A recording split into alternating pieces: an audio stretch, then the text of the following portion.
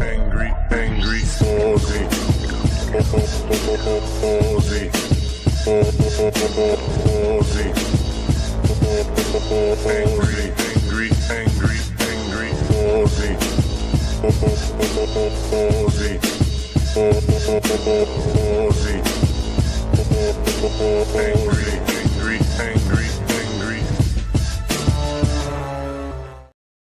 All right. What? No, it's Thursday. Jesus Christ. For just a moment there, I was like, no idea what day of the week this is.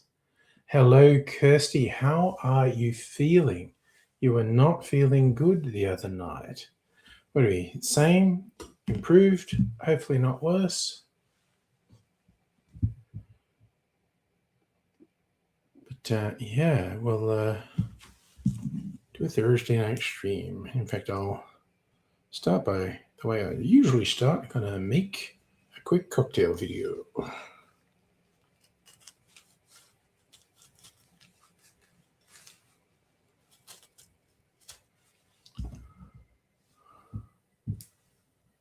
Still the same. Okay, well, I'm glad you're not worse.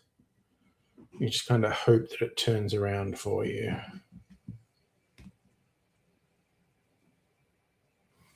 You know, I'm just being a little bit fussy here, trimming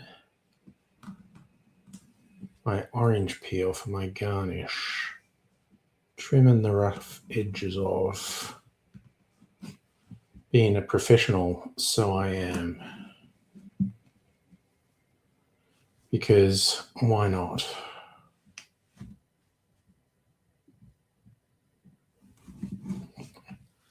No one can really tell. But look, now I've made a little parallelogram.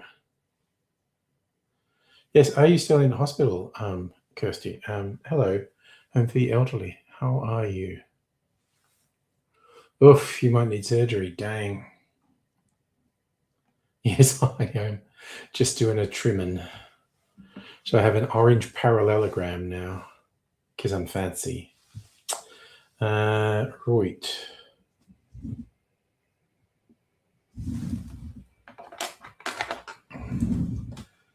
I'll do a cherry garnish on this since the Blood and Sand usually has cherry in it.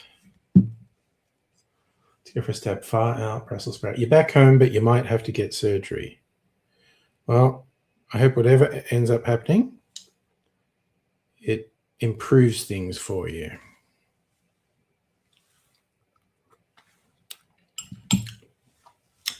Medical misadventures, not fun. Okie dokie, I got this. So that's my garnishes. Oh my God, I didn't get the stuff out of the fridge I need to do. Okay. Every time I do this stuff, should I go, oh, it wouldn't be me if I didn't forget something. But I do get really annoyed at myself for forgetting things. But I do have to duck out and get a couple things.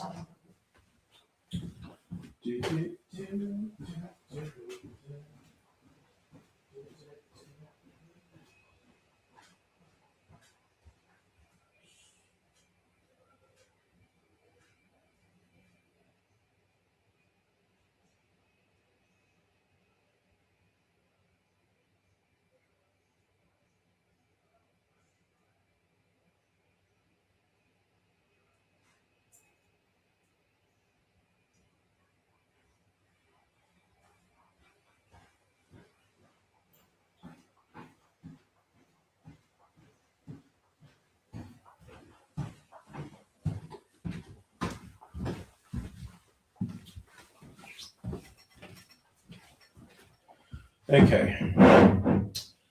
Whiskey. Good. Just a Tasmanian whiskey, arbitrarily. Aurora Australis. And slow gin. Going to do my homemade slow gin made with Lily Billy. That's just equal parts. It's real easy. Okie dokie. Hey Justin, how you going? You had fun, yeah. The bits you shot for the video were fun. We could, I think we should at least show the song on this stream. Actually, the intro to the edited Laserdisc video.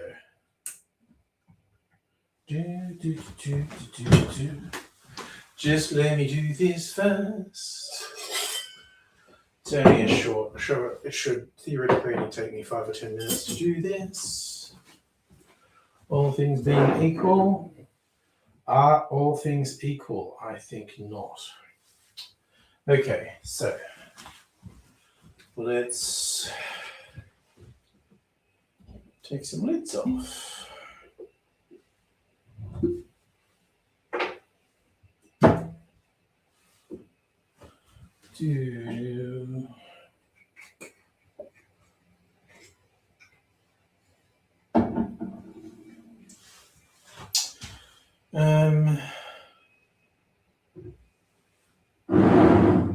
Let's do this.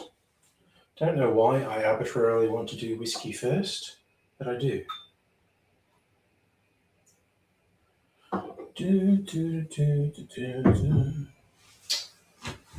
For sure. Okay, I got my light happening. Any minute. It's fun to make. Yeah, you put effort into it. I want to make sure everyone sees it. You actually did one of my favorite effects, the hiding behind tree thing. I love that effect. I can't do it, or I'm too lazy to do it properly. But I quite like that you did it. Okay, I think I'm just ready to do this.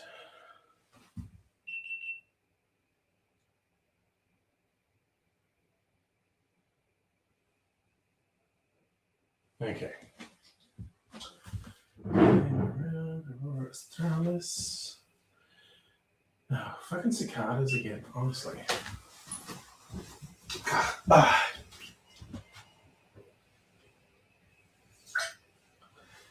Slow G.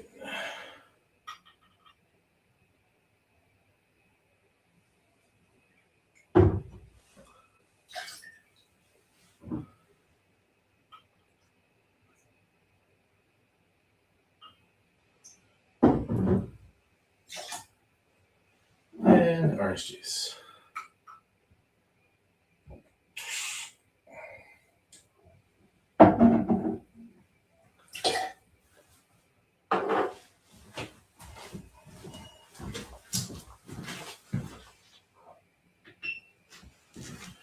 Okay. Oh, I didn't do the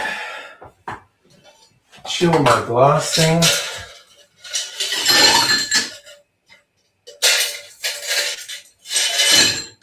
So I'll do wine. When I said I chilled my glass, don't tell on me. In fact, I'm just going to get a glass. Let's do this.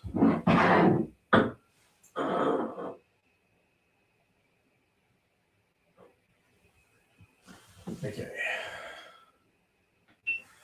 Let's giggity go.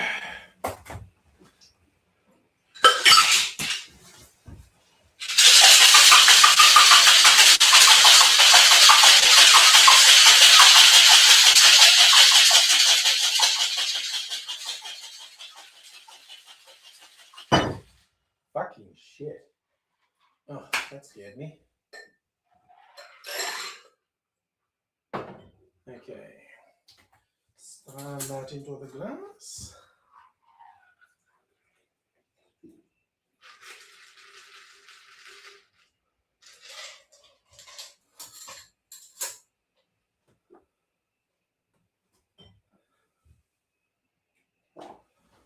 Let's do this. Just putting this out of the way. Okay.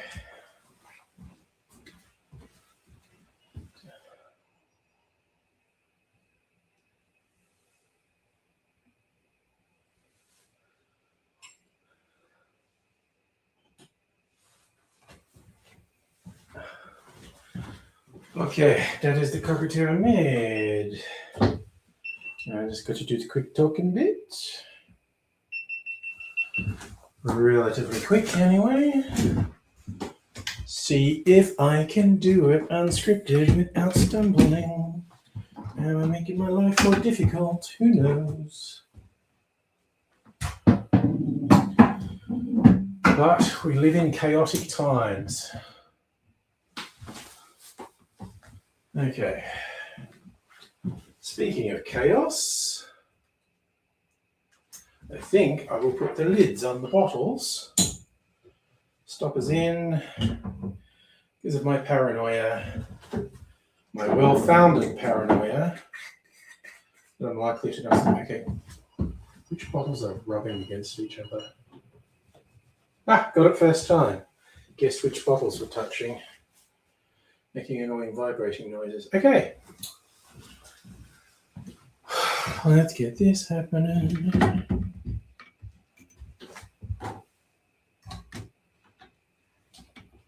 Okay.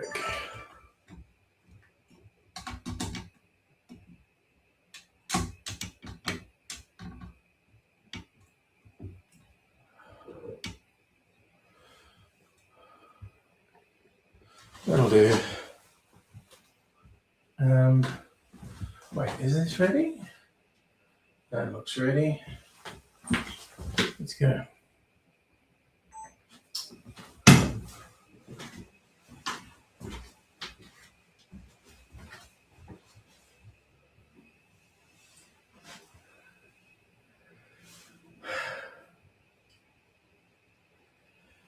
G'day, cocktail lovers. This cocktail is a variation on a blood and sand. It's called a Sydenham Sunset, named because the recipe was created at a distillery in Sydenham, New Zealand.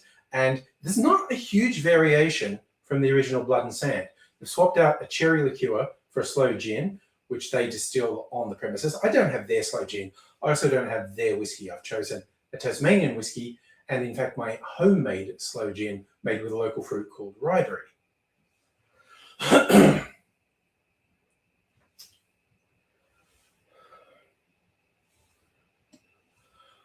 I'm not sure how this is going to go because I basically don't like a blood and sand. I rarely like cocktails that have orange juice in it. This is all equal parts, including orange juice.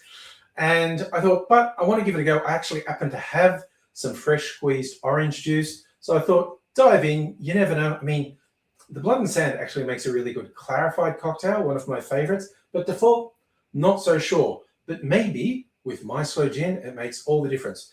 Who knows? Let's give it a taste.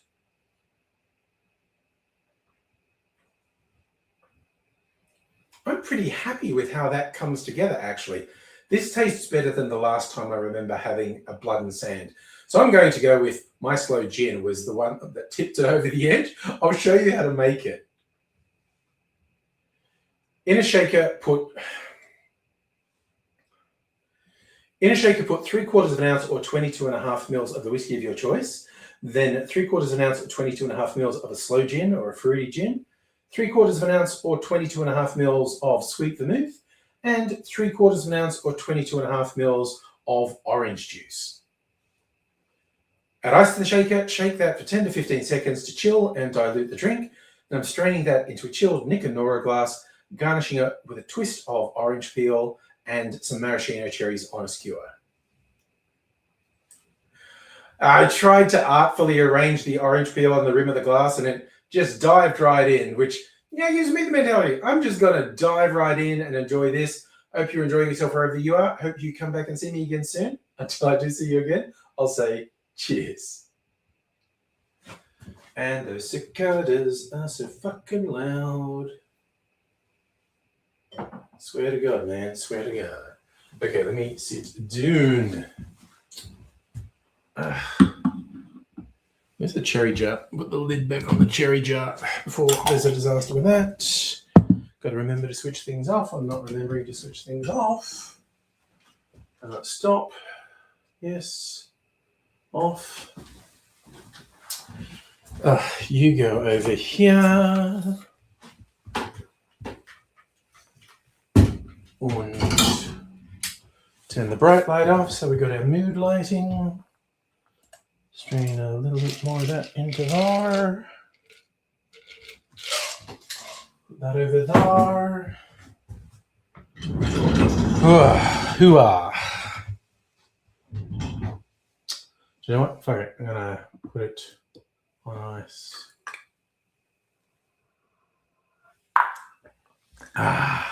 It's Dumperoony. Welcome to Dumpsville, baby. Population U.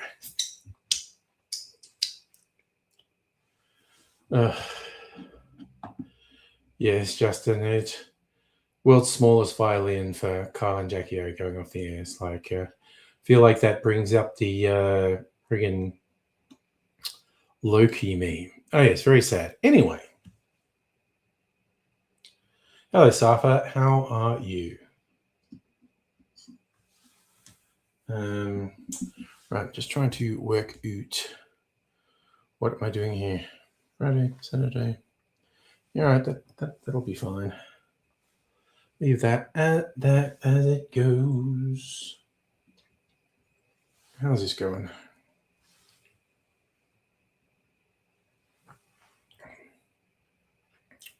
It's okay. I was telling all the truth with the bits I said there. I don't like blood and sand cocktails. I think it's kind of shut, and I generally don't like orange juice cocktails. I think they're not very good. This is actually okay. I'm claiming all the credit because I used my homemade sloe gin. So for the only top of list people who can give a fuck about, abso-fucking-lutely. I mean, the world is better off with those fuckheads being off the air. They should have been taken off the air ages ago. It's Carl Sandiland's such a fucking piece of shit, honestly. Safa, all good. The surgeon said I probably don't need to see him again. I just got to keep seeing the hand therapist until it's, close to back to normal or it improves a lot. There's only about 55% normal movement in it now. But, I can touch my palm, so that's nice.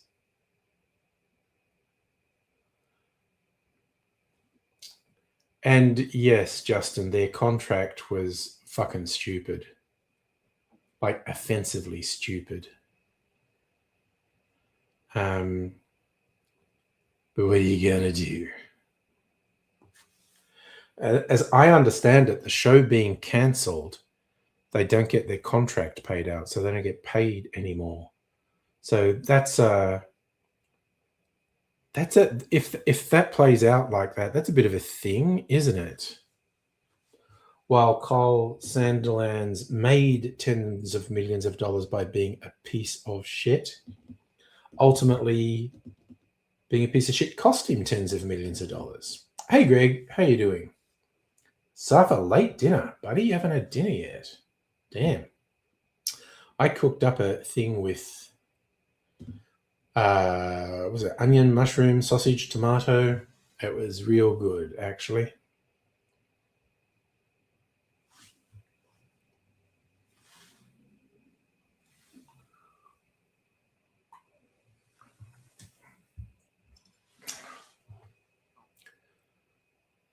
Dr. Abigail also hasn't had dinner, but sometimes you just forget to have dinner, Dr. Abigail.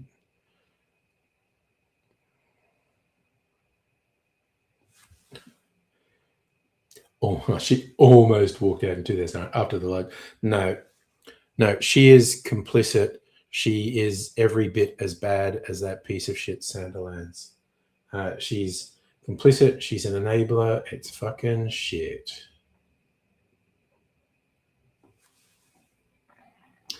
And it wasn't really the astrology thing that made her walk out. It was the abuse. The stuff he's saying, like, you're not working. Everyone in the station tells me you're not working. You're stupid. It seemed something that had clearly been going on for a while. So, like, the abuse and the belittling, and like I said, it's a big fucking call if you're dumping $100 million contract. But is that some sort of justice that they don't get all of that, even though they've clearly made tens of millions of dollars more than they had any right to. They're fucking abominations, the pair of them.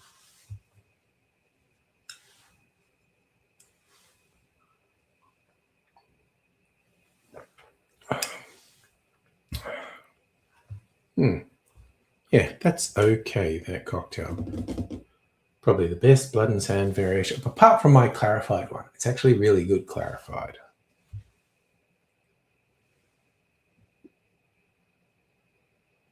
Yeah, I look, I legit could go on a long extended rant about all the fuckery and honestly, well, there's no other way to put it. Criminality, the breach of law that happened again and again and again and again.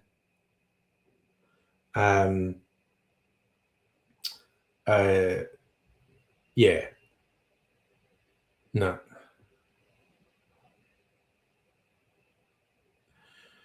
Yes. So the only time I wouldn't piss on his head is if his hair was on fire.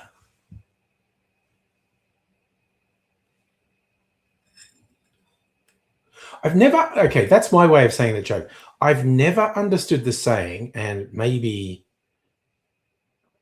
I don't know how widespread the knowledge of this saying is. There's a thing that people say, like when they're really pissed off at someone, is they're not worth shit, they're worthless.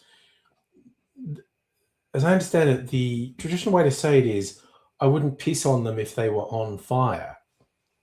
And I was like, I get that that's kind of meant to be, I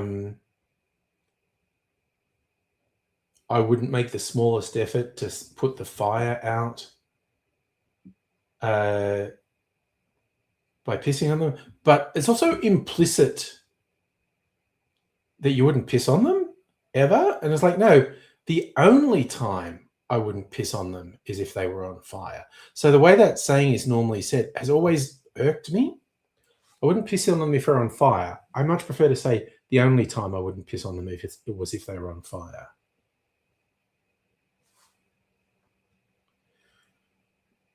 Yeah, I was about to say, because being pissed on, not a great experience. There are fetishes, of course. And who knows with a freak like that, honestly. So, yeah.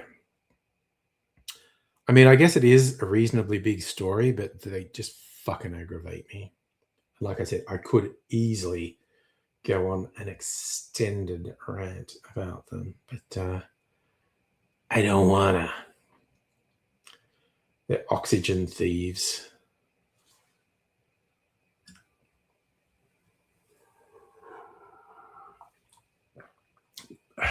So toxic, he wouldn't even make good fertilizer. I'm sure he'd kill the soil.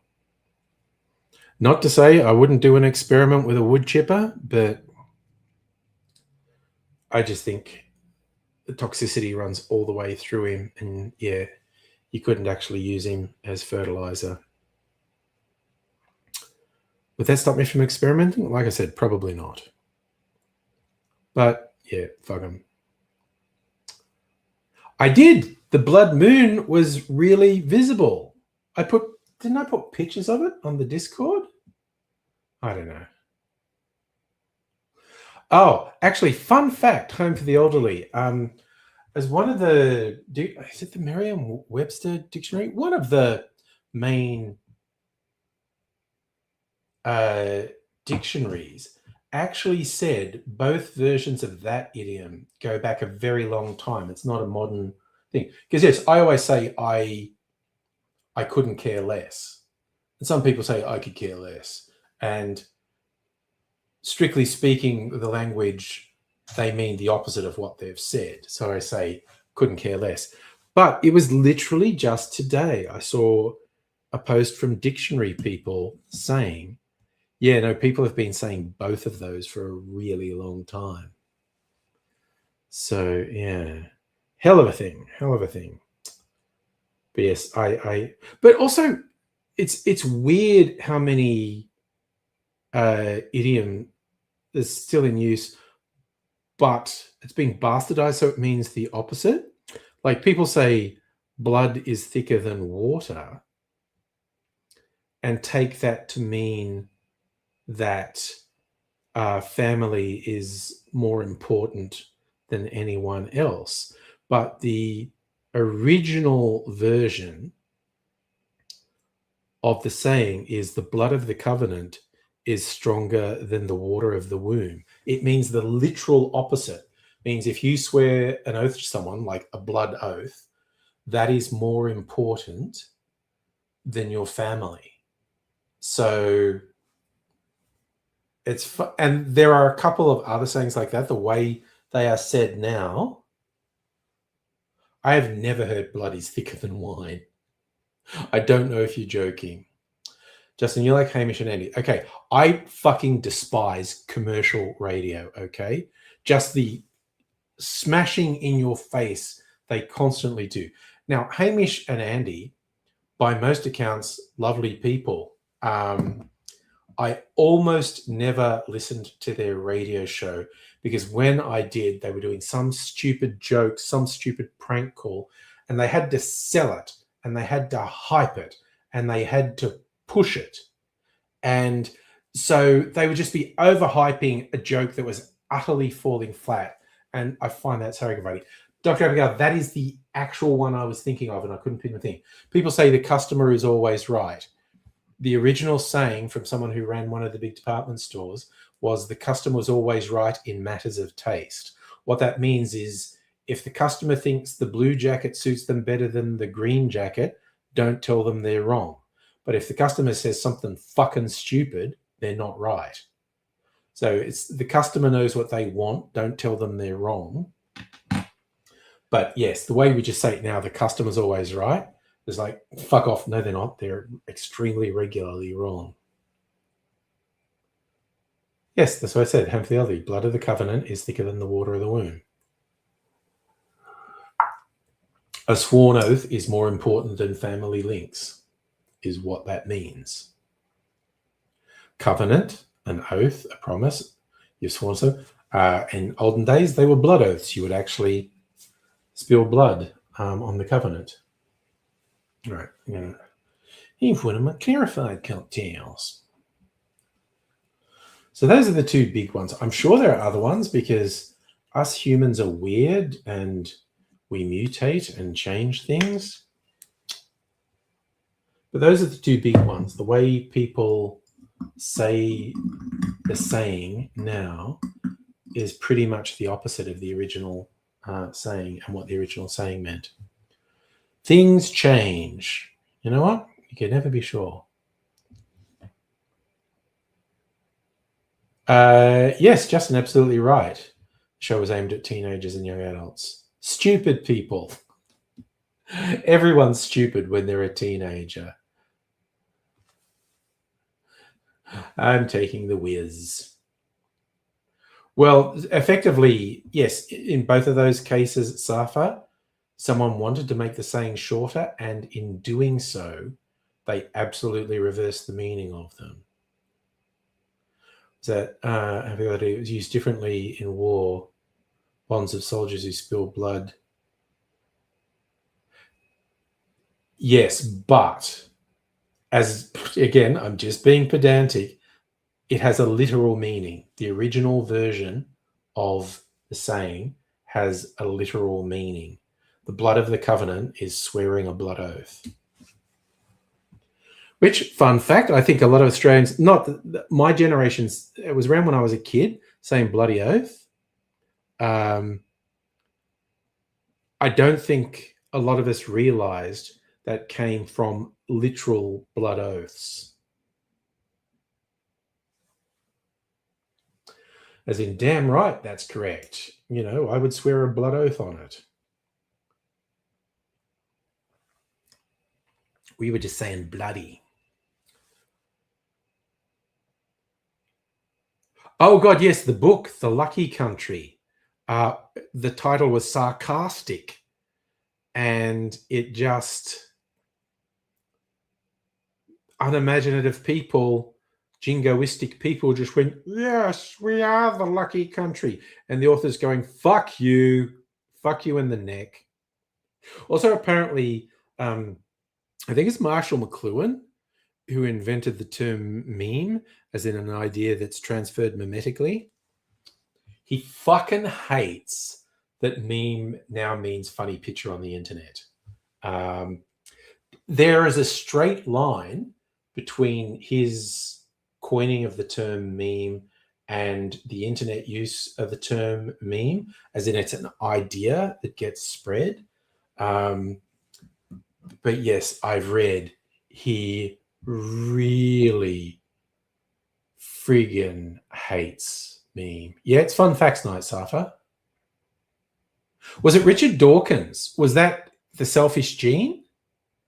I thought it was in Marshall McLuhan. No, now you said that, I'm sure you're right, actually.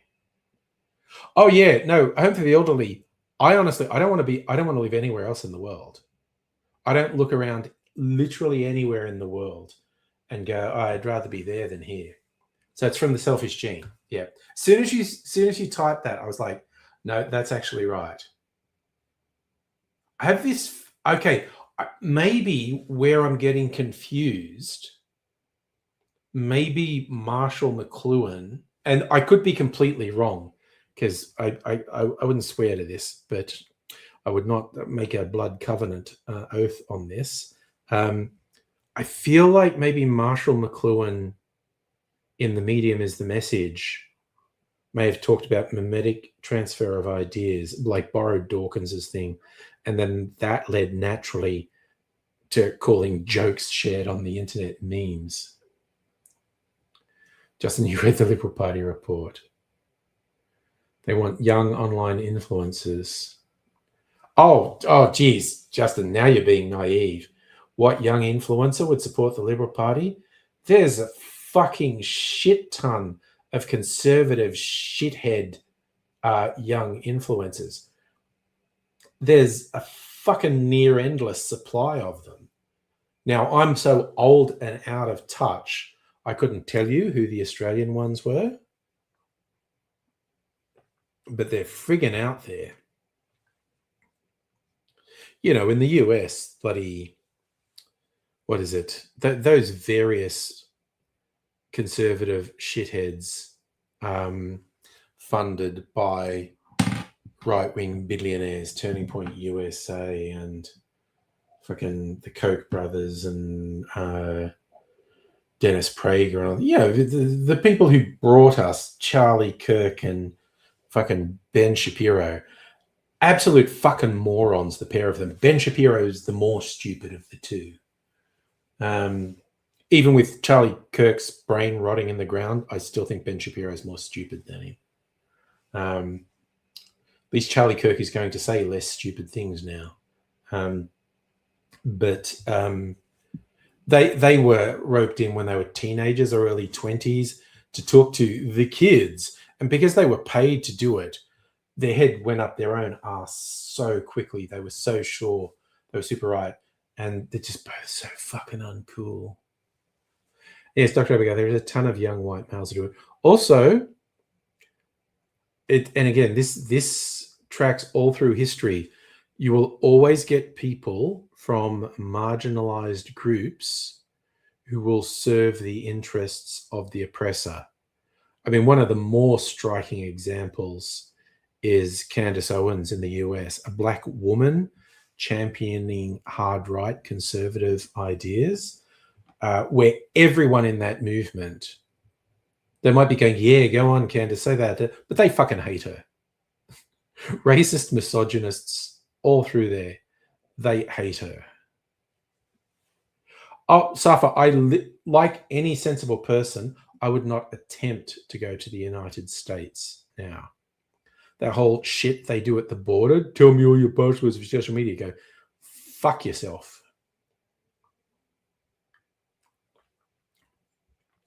There is no way I'd even attempt to travel to the US at the moment. Justin, the report says the Liberal Party's running out of volunteers because they're all dying. Yes, is the whole they have to attract younger people. Yeah, and the way to do that was to knife their first woman leader and vote for a hard right conservative. It's like they're so fucking stupid. I think I've seen that channel, hopefully, the Sloan Zone, been breaking down the Dutton report. Yeah, it was just kind of like, it's all fucked. Everything they did was fucked. They're fucking fooling themselves. They're stupid.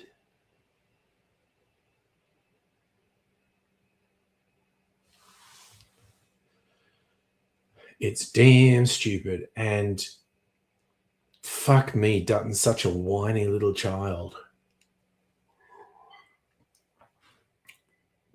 Oh, yeah, that's the thing. Yeah, hopefully that Liberal Party report, all it had to do was factually and objectively say the things Dutton's crew said and did during the election campaign, and you're left going, oh my fucking God, what were you thinking, you idiot?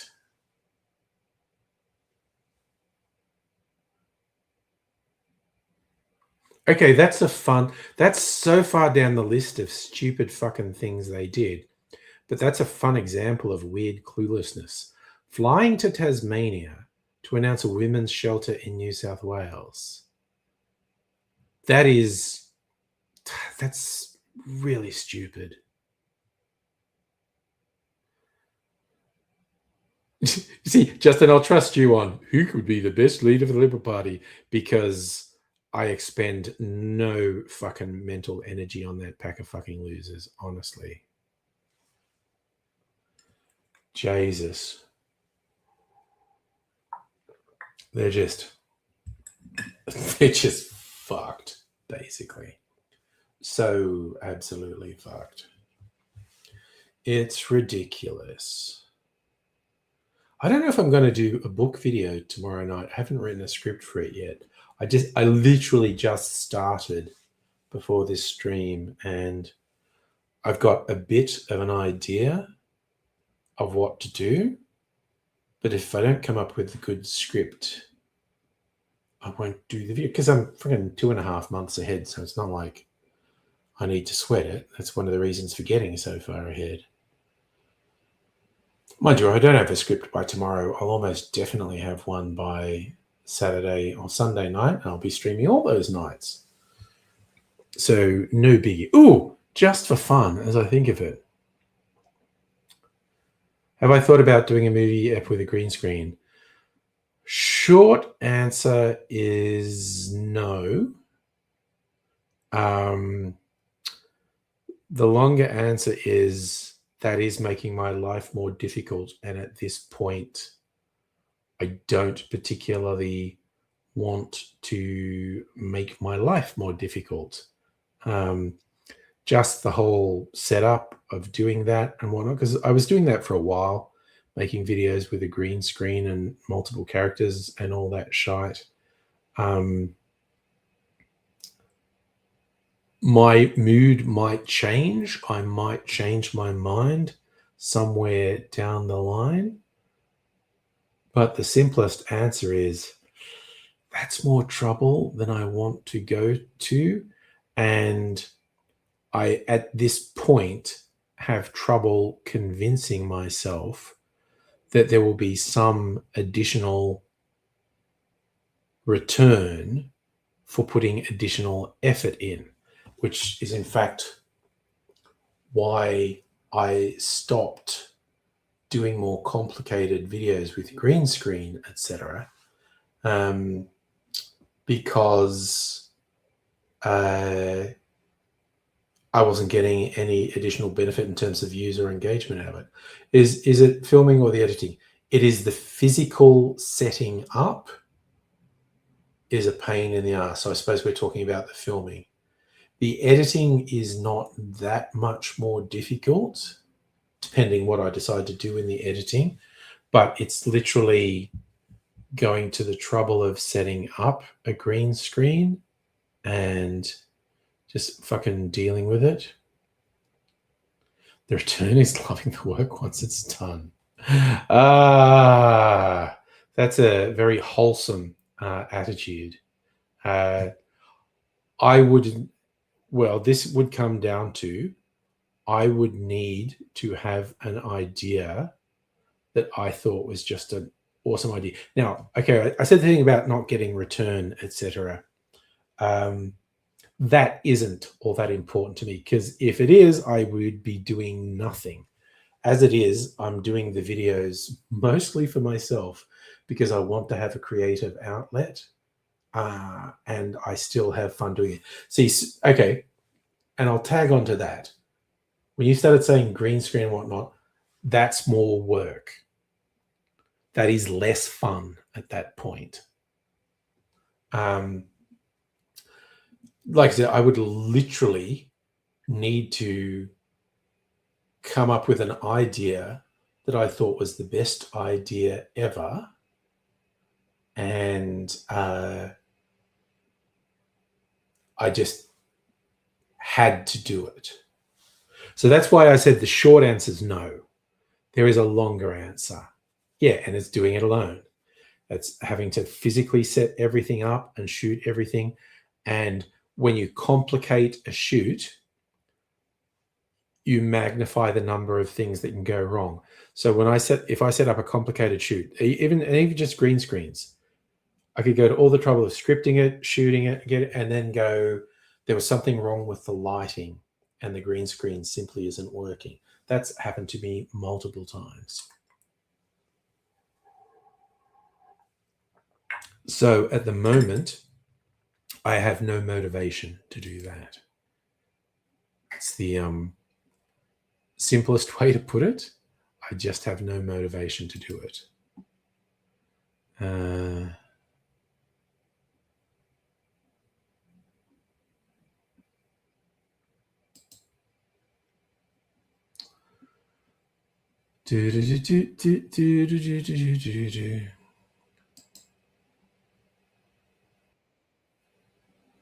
No, that's it. Look, just while I think of it, I'm going to do show. No, dude, sorry. I love exploring these things, but I also thought, just because I was saying it before, I'm going to show the start of the Laserdisc video because I like it. Okay, let's just check. We'll change the setup a little bit and we'll go full screen. This is just like a minute or so. I'm going to play this for.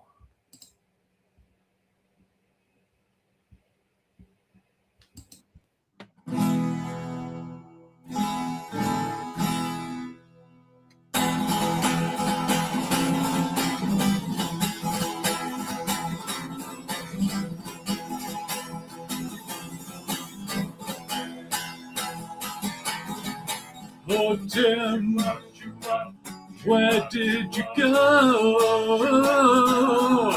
Oh, Tim, should have been on the Laserdisc show. Did you need an enema? Did you forget your toothbrush? Oh, Tim, where did you go?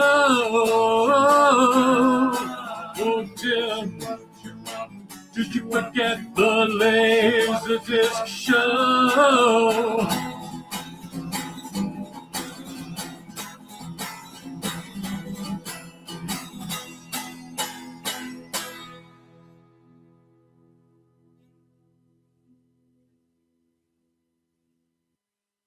Okay, hello everybody.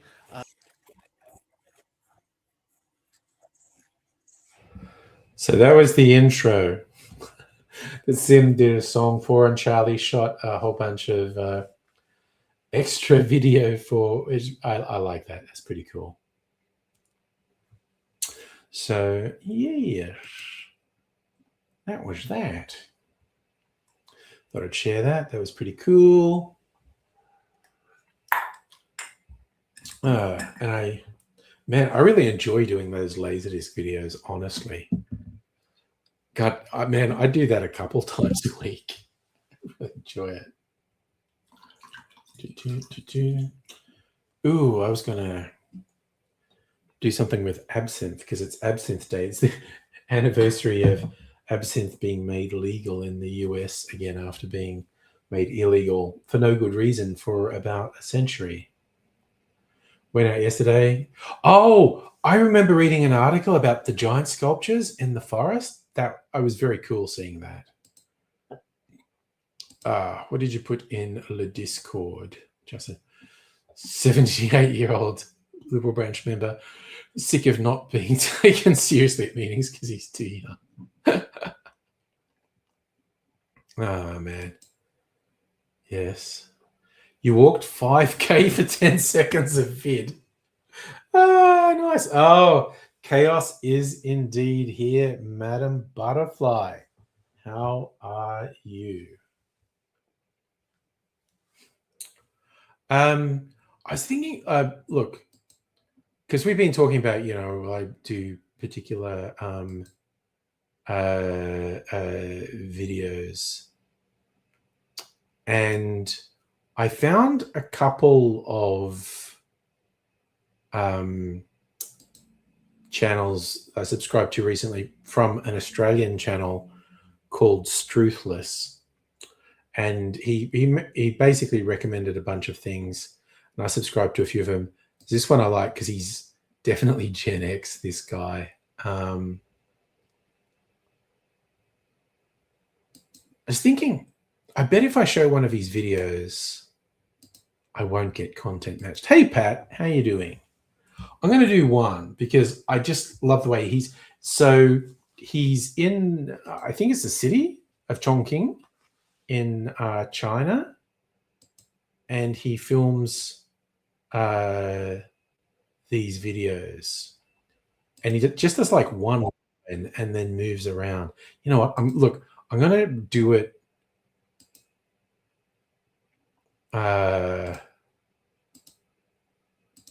small enough to not get pinged. I think I'm taking a risk. I am taking a risk.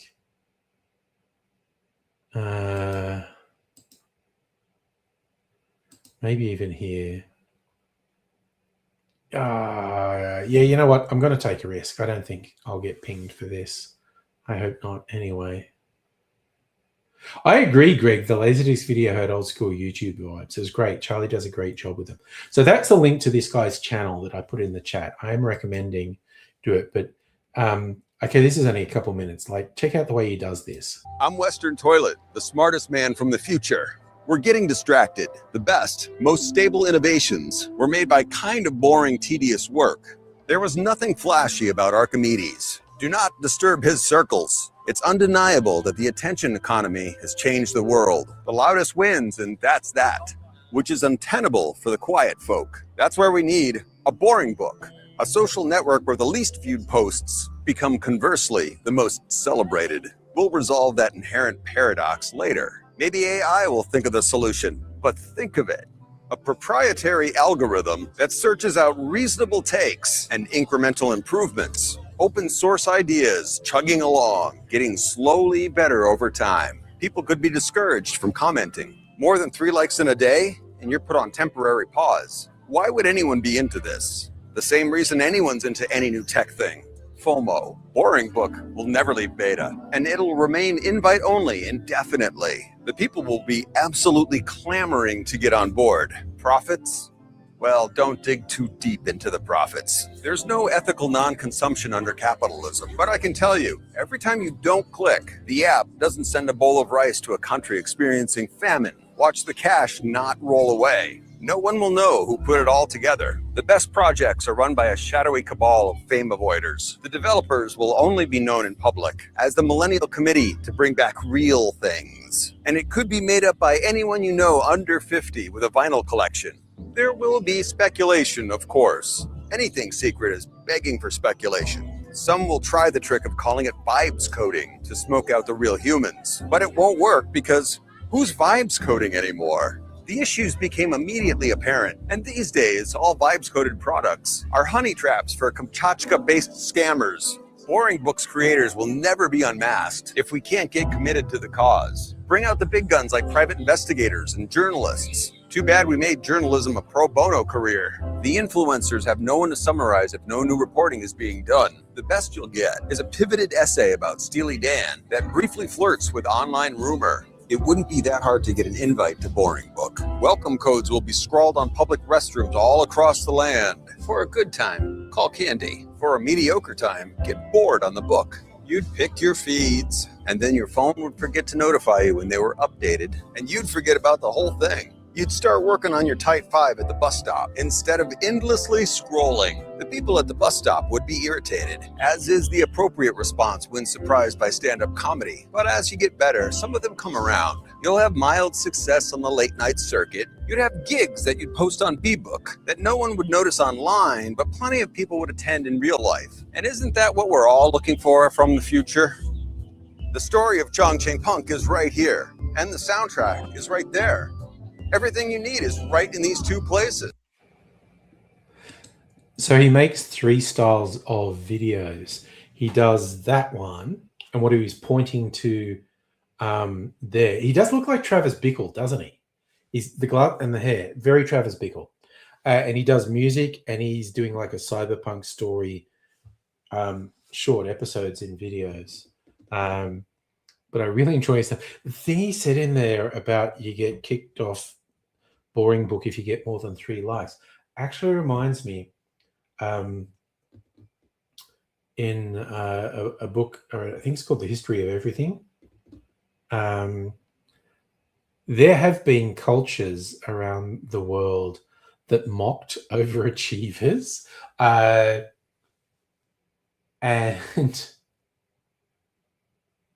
they would literally do things like, okay, everyone, we're going fishing today. We're just like, if you catch a fish each, we're done. And then there's one guy who's like the high achiever, and he catches 6 fish. And instead of being applauded for it, when the village gets back together, they go, oh, check out Ralph. Ralph got 6 fish. Everyone else just went 1 fish. Ralph got 6. Ralph's an overachiever. And they'd be mocked. And I think that's fucking hilarious. It just shows how diverse humans are. It's like, oh, Ralph can pick up bigger rocks than everyone else. Everyone look at Ralph. Ralph's picking up a big rock. And I find that hilarious myself. But yes, diversity of human cultures is an interesting thing. And again, you read some history, you realize that all through history, everyone thought they were the pinnacle of achievement. And also it is very common for people to think the end of days was near. That is really common throughout so many cultures in human history. But yeah, everyone thinks they've reached a pinnacle. Like, did you see what we created? I call it the wheel. Wow, everything's going to change now. We're just awesome. Yeah, turns out people are really self-centered as well, and very bad at learning from history, from what I can see. Pat, you're good? It just reminds me of the Hilltop Hoods song from 2020. I'm good, I'm pretty good. Thanks for asking. That's mighty thoughtful. I'm good, but not great. How are you? Because I'm kind of awful. It's just admitting we were all getting fucked up by the lockdowns in 2020.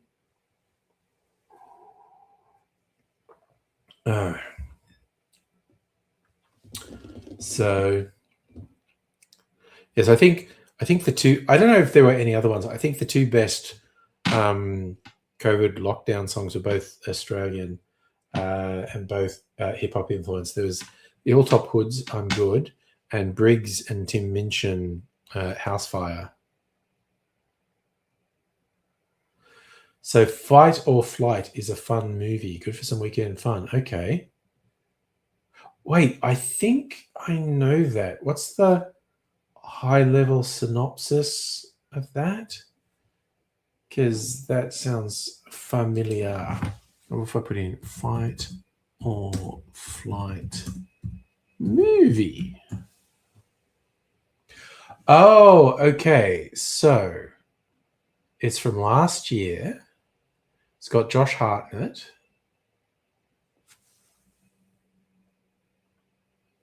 Recruited to protect a high-value asset on an intercontinental flight, and the plane's filled with assassins assigned to kill them both.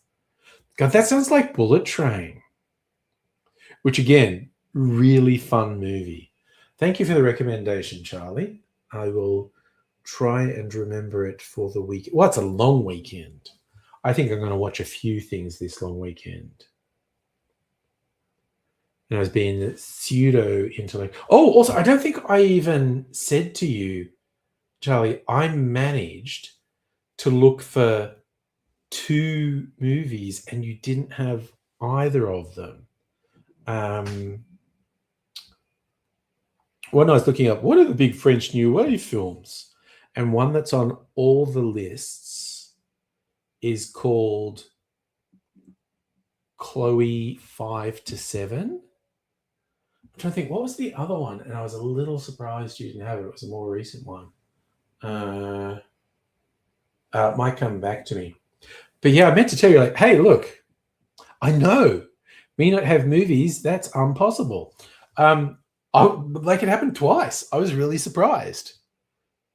Oh, Megalopolis. You know, look, honestly, maybe the search was just shit on the PlayStation. I've got the fucking mobile app here. But yeah, I went to look for the Coppola film Megalopolis, and you don't seem to have it. Let me have a look again. Megalopolis.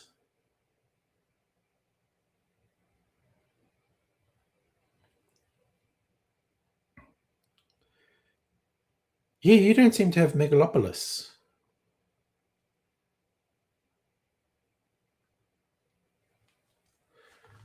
Which I was just going to watch for the hell of it. Not that anyone much says it's any good.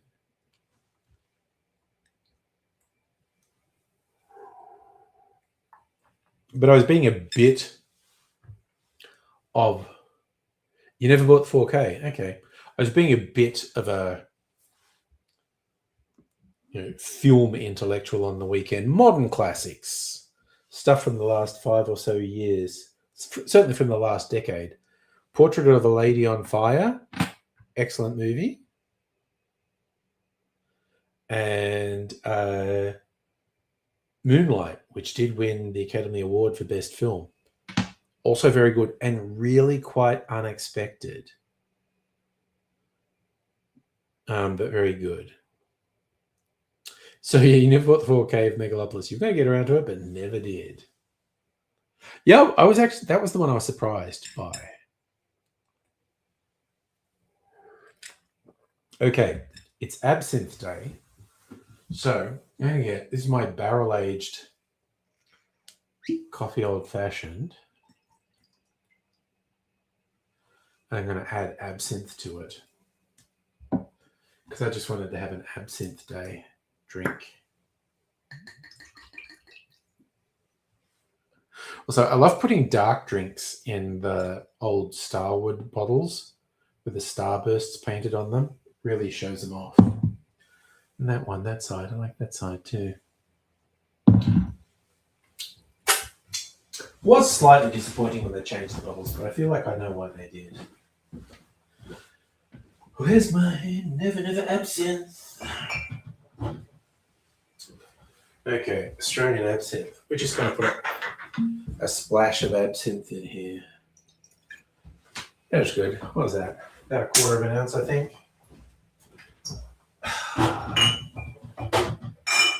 It is what it is. See, what's that bottle? It's Grappa.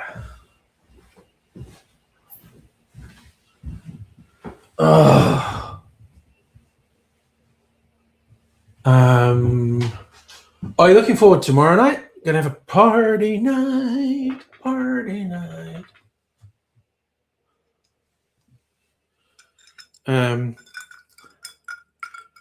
Yeah, I'm probably doing a Saturday stream. Oh, okay. Kirsty, Well, yeah, a lot of people arbitrarily declare certain days. Like, okay, look, I'll look at this fairly shallow website. It's called National Today. Look, I'll share it on screen, in fact, so you know what I'm talking about. So what is today? So people arbitrarily declare certain days. So today is National Absinthe Day. And that's because it's the anniversary of absinthe being made legal again in the United States after being made illegal for about a century. And apparently it's the arrival of the first missionaries in New Zealand. Cinco de Mayo. Okay, someone's trying too hard there. Custom Chiefs Day. Kyrgyzstan National Hat Day. Open Data Day, Dissociative Identity Disorder Awareness Day, Multiple Personality Day, Name Tag Day, Cheese Doodle Day, Real Film Day, Potty Dance Day, Hospitalist Day, St. Piran's Day, World Information Architecture Day. Those things are all really arbitrary. So, yeah, okay. So in the late 19th, early 20th century, there was a lot of hype about absinthe. Absinthe tends to be much higher alcohol content than a lot of other spirits, ranging anywhere from 50 to like 80% or even more, as opposed to the standard sort of 40%.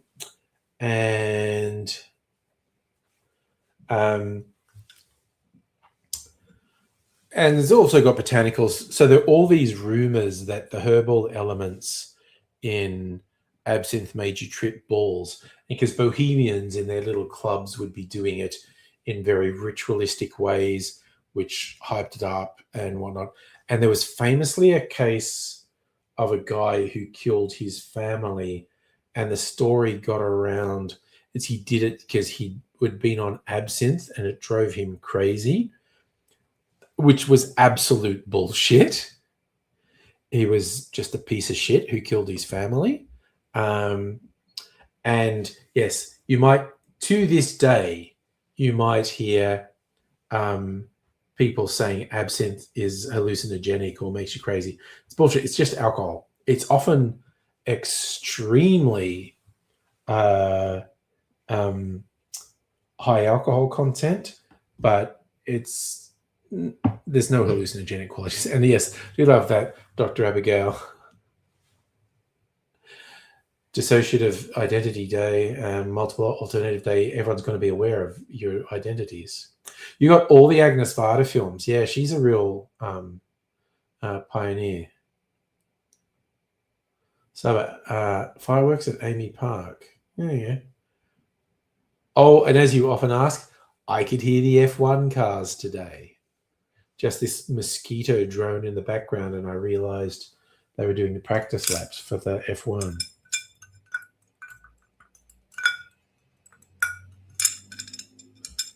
So yeah, working from home, and I opened the door and I could just hear.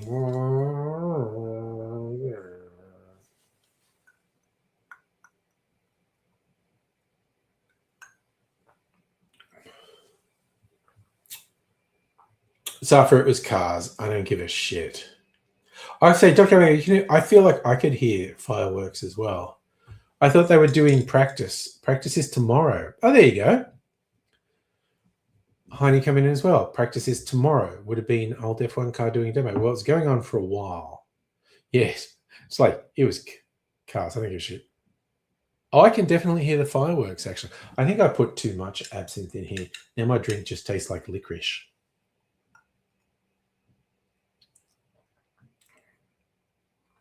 Tastes like black licorice. It's pretty fucking good, actually. Yep, there's constant sort of gunfire explosions. I know exactly how people in Iran feel. I am one with... That's sarcasm, by the way. I'm not that much of a dickhead. Heidi, current cars are relatively quiet because they have turbos. The old V8's loud as fuck. Well, I can hear the modern cars as well. Okay. Safa coming out with stuff I don't give a shit about. Melbourne Storm, first game of the season. You must know I don't give a shit. I think, Dr. Abigail, you are much closer to the fireworks than I am. Like, much closer. I think they're on your side of town. Like, I'm a really long way away from them, but I can hear them.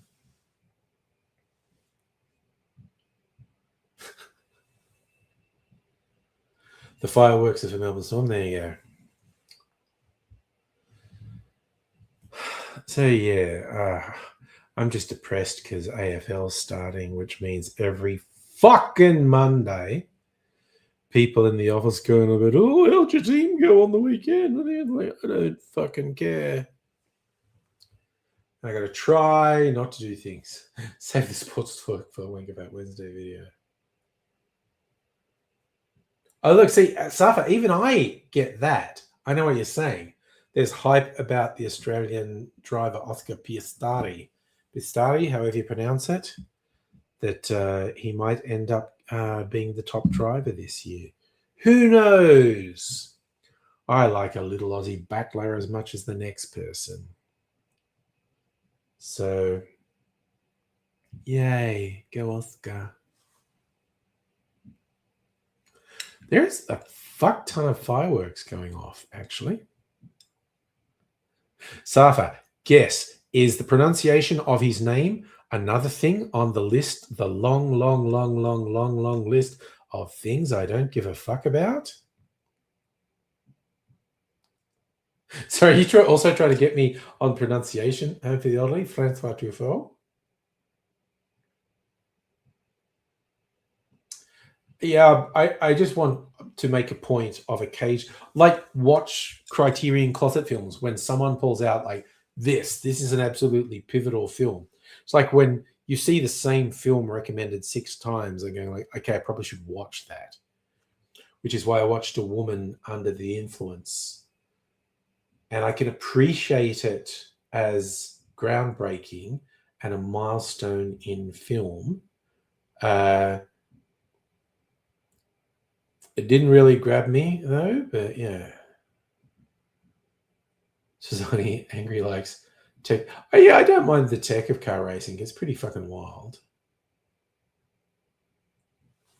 I played footy. Like, honestly, I got forced to play soccer most of my youth, preteens and teen years. And I never liked it. I was never any good at it. And then my last couple of years in Dubbo, I played Aussie rules football with the Dubbo Demons. That's the most fun I've ever had playing sport. I'm still no good at it. But Australian rules football is a much more fun game to play. Fireworks going nutso at the moment. The CBD. I tell you what, going on the train on Tuesday, way more people than I'm used to. Monday was normal. Tuesday was way more people on the train than I'm used to. Yeah, I mean, I'm basically a footy head, honestly.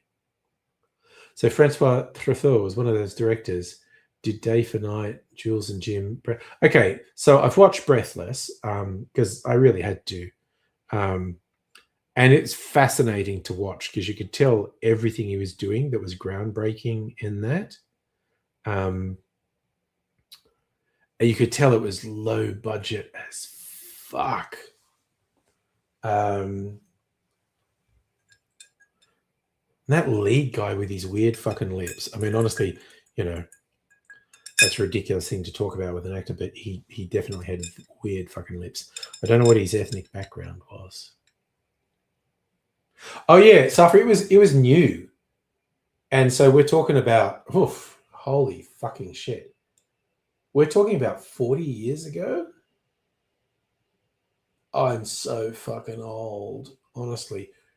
But 45 years ago, there was a Central West League, the Central West Australian Football League, where like for away games, we'd have to drive for 2, 3 hours, 4 hours to get to the next town to do it. But yeah, so like 45 years ago, people started playing it in rural New South Wales. And Philadelphia, they talked about him on Corridor Crew. How clever he was. There was one bit in Breathless. It was in a shopping mall, and the characters were doing a walk and talk. And it's like, okay, this camera is definitely on rails. And it was leading the actors, but it just looked, and I am sure for the time, it was absolutely groundbreaking. This dynamic moving through a shopping mall, like, so the camera's going backwards and the actors are walking towards it. And it was quite intricate. I am positive the camera was on rails. It was freaking wild. Oh yeah, Safa, the rugby league players shit all over us for playing Australian rules football. Definitely. Yeah, hopefully you knew what I was going to go. That bit in the shopping mall, that grabbed me. I was just going, God damn. The bit that cracked me up in Breathless, because it was so low budget, like they never got permits to shoot on the street. They were just shooting on the street. So everyone on the street weren't actors. They were the people on the street. So unlike modern movies where everyone's extras and they don't look at the camera, these people were literally walking down the street with a movie camera. So everyone who walks past looks straight at the camera like, well, that's fucking weird. And it's trippy to watch a film where you've got the actors going along doing their stuff, but every bystander looks straight at the camera like, that's fucking weird. It's really weird. Was that Safa when I was a kid? Did people drink Fosters? I mean, probably. It was never big. New South Wales was Tooheys. That's what I remember. Tooheys new. That was the main one. Actually, putting absinthe in my barrel-aged coffee old-fashioned was pretty fucking good, actually. Like I said, now it just tastes like black licorice. Oh, no way. Back in my day, no way would VB exist in Dubbo. No fucking way. The exotic beer was 4X. But there's such an antipathy between New South Wales and Victoria. When I were a lad, no fucking way would you get VB. You would. Obviously, you would now. Dubbo's positively cosmopolitan compared to when I lived there.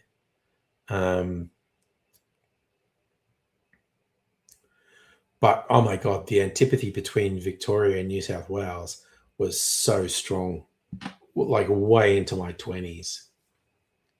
So definitely not VB. And the same as in Victoria, no way you would have got Tooheys. And then we eventually found out, like, oh, in Adelaide they make beer, Coopers. And in Perth they make beer, Swan. I swear to God, Safa, when I was a kid, there were like 12,000 people in Dubbo. Melbourne hated Sydney. Sydney hated Melbourne. I literally, moved from Sydney to Melbourne in the 90s. And the removalists, who were all Sydney guys, were just going, mate, you're moving to Melbourne? Why would you do that? I was like, because that's where the babysitters are. But that was the other thing. In Sydney, we'd shit all over Melbourne because they'd go like, Melbourne voted most livable city in the world again. And we'd go, what does that fucking mean? Most livable. That's so dumb. What does that even mean? And then you move to Melbourne and you go, oh, that's what it means. You mean it's easy to live here. Oh. And it is. It's so much easier to live in Melbourne than Sydney. It really is. On his puss beer. It was, oh my God. I don't even know what you would have got in Dubbo apart from Tooheys, honestly. No, it means there's shit to do, but it also means you can get to the shit you want to do It's so much easier to get places in Melbourne than Sydney. Sydney's a fucking nightmare. Oh, nice, Heidi. You're going to the practice tomorrow? Cool. Hope you enjoy it. See, for all me messing about saying I don't give a fuck about sport, I don't give a fuck about this, I try very hard not to begrudge anyone else their enjoyment. It's like, oh, you enjoy that. Okay, have a good time. Hopefully, you've said it before, you'll say it again. Small culture and a tub of yogurt and the whole fucking state. That sounds like a quote.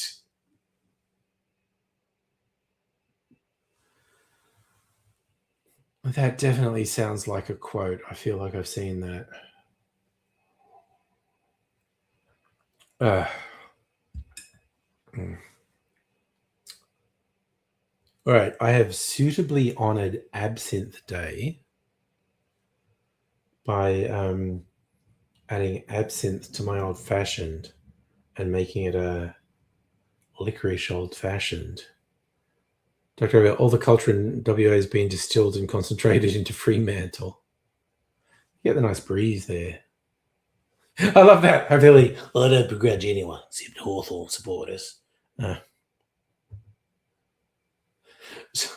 the joke I heard once.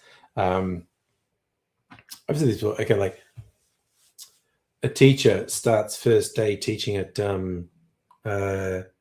Carlton High School, and said, and she's got her class, little primary school kids. She's going, I'm so excited to be here in Carlton because I've always been a Carlton footy supporter, and now I'm here, and it's everything I've ever wanted. And she goes, hands up everyone here who's a Carlton supporter. And every kid except one puts their hand up. And the teacher says, why aren't you a Carlton supporter? He goes, I'm a St Kilda supporter. Why do you support St Kilda? And it's like, well, my dad supports St Kilda and my mum supports St Kilda, so I grew up with it, so I support St Kilda. And she goes, that's ridiculous just because your parents did it. You're a St Kilda supporter because your parents are a St Kilda supporter? What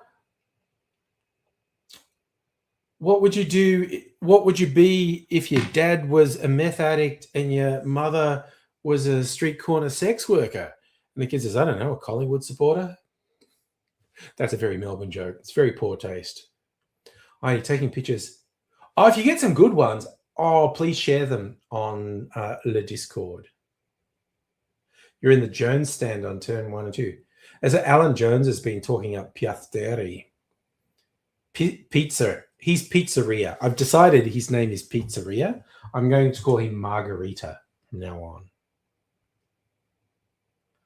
I feel even when Freo has been modernized, turned into a shadow itself. I became your mother was a Collingwood supporter. It is a non-stop thing. Melbourne people shitting on Collingwood supporters, which is silly, but people are silly basically. And you're a Collingwood supporter. You're a one-eyed Collingwood supporter, and you're missing teeth. There you go.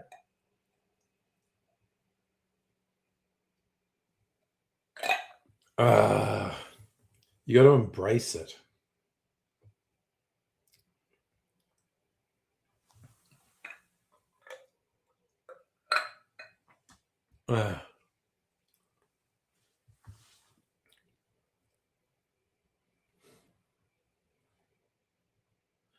So, honey, Alan Jones used to do Channel 9 coverage. Him and Daryl Eastlake. Wasn't Daryl Eastlake was such a huge fucking buffhead. Gotta love the guy.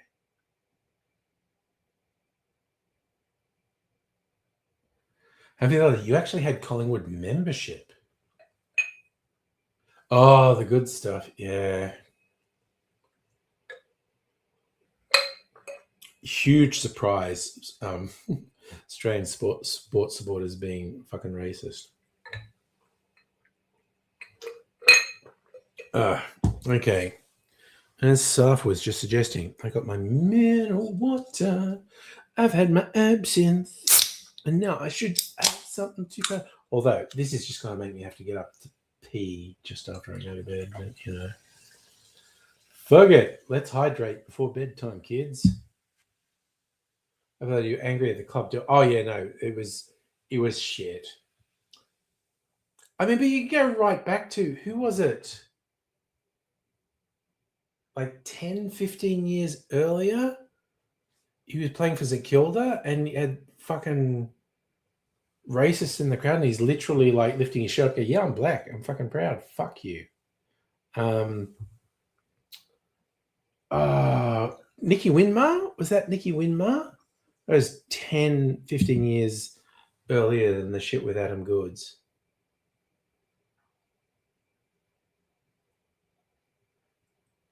Was that 30 years ago? Well, but okay, the Adam Goods thing is now 10 or 15 years ago.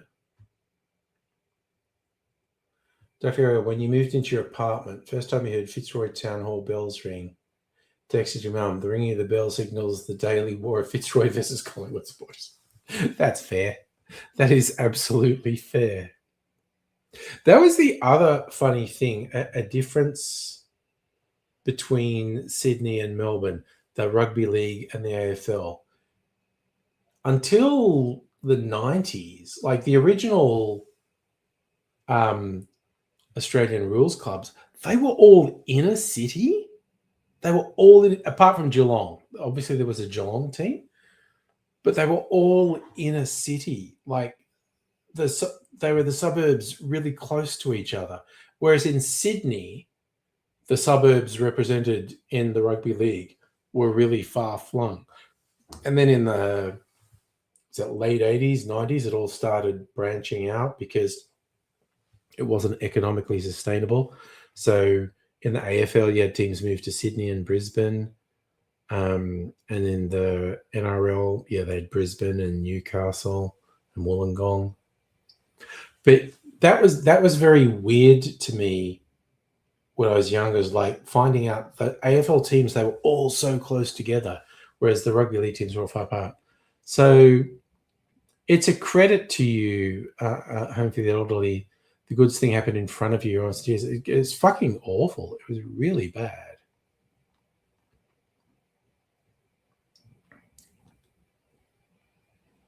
So, honey, do you think tomorrow's sold out? You're going to go with a relative, be a guide. Had her Achilles tendon. Damn. All right. So, yeah, it is sold out, but you got your tickets for tomorrow. Okay. Man who knows what he wants to get some shots at the practice. I used to like the motorcycle races at Mount Panorama in Bathurst. Was there. I never went to the car things, the Hardy Frodo, the James Hardy, because Jesus Christ, the people who went to that were fuckwits. Like the bikey stuff got all the media because they would clash with the cops and whatnot. But the bikies wouldn't fuck with you in town. The bikies were fine. There's the car fuckwits. They were fuckwits and they were dangerous. So I would never go to the mountain for the car stuff. But the motorcycle stuff I would. And also doing photography, I would love to get and the bottom corner, the turn from Conrod Straight to Pitt Straight, because the bikes had to slow down for that, but you'd also get some really dramatic visuals of them, like trying to cut each other off on this corner where they're slowing down. So it was really good for photography because, like I said, A, they would slow down, and B, there'd be this really dramatic sort of fight for position going around the corner.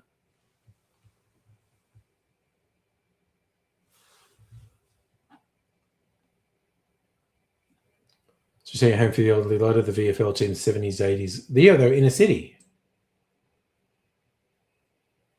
But they're spread out since. But the Sydney Rugby League was always spread out. So honey, watch it practice live, TV for the race. All right, so you actually like practice live and TV for the race. That makes sense. That makes absolute sense.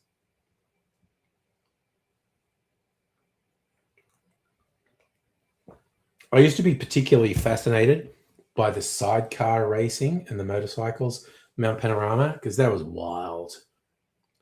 The motorbikes were at Easter. That was traditionally when the bike races, that was the big one. There'd be stuff at different times. So I think like the car one was in October. Like there was a long weekend in October. And the bikes were at Easter. But yeah, like it was wild when the bike races were on. The streets in, where the shops were in Bathurst would just be lined with motorcycles, be everywhere. And it's just like black leather as far as the eye could see. But they never caused trouble. And all these fucking buffhead cops from around the state would volunteer to go to Bathurst for that weekend because they wanted a bit of biff. They wanted a bit of action. The cops were always way worse than the fucking bikies. And yeah, the car ones, God, it like wasn't safe. These people were fuckwits. No, Saf, we had this conversation recently. Bathurst was never bigger than Dubbo. Orange was bigger than Dubbo. And I think Bathurst caught up to Orange and Dubbo surpassed Orange. Obviously, back in 96, 97, the first F1 in Melbourne, your school was near Albert Park. You see the cars doing practice at lunch. Neat. That is neat. I like that.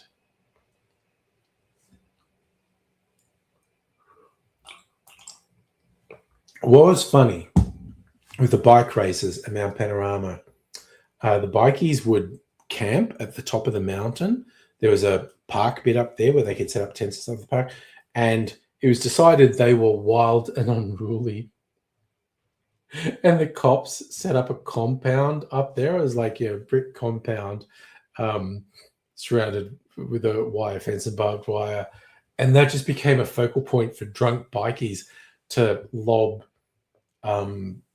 rocks and bottles and Molotov cocktails at it. It was like so arbitrary and provocative. It's like the bikies had camped up there for years. And I'm sure they were up to all sorts of fuckery. But it was like in-house fuckery. And then the cops decided they had to insert themselves in the middle of it. So the cops' compound would just get surrounded at night. There'd be bonfires and there would just be fucking rocks and bottles and flaming bits of wood. It was just, oof. I don't, that probably hasn't happened since the 80s. I don't know. Or the 90s. I don't know, but there was a period there where it was pretty fucking wild. But yes, in contrary to the way the media would report it, the bikies would not cause any problem in town, but the car races that had more credibility, Jesus Christ, the fuckwits who came to the car races, they were genuinely dangerous. It was unsafe when they were around. So another way we get ourselves into trouble used to be people having sex at the cricket in the night. Oh, where you were working at the ground. Yeah, right in the sand. Yeah, people are fucking wild. What people will get up to is like, okay, I remember being on certain chat groups on the internet in the earlier days of the internet, and there'd be these wild people talking about how they had sex in a laneway in Melbourne. And I'm like, there are security cameras in that laneway, right? There's video of you being swapped around with the various security. Okay, so hypothetically, you weren't working there. You're a kid.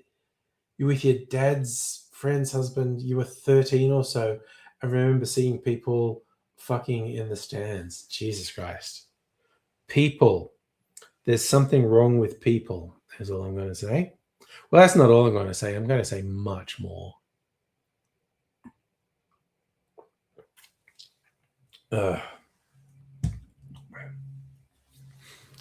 Okay, randomly, talking about being a kid. how naive I was growing up in Dubbo.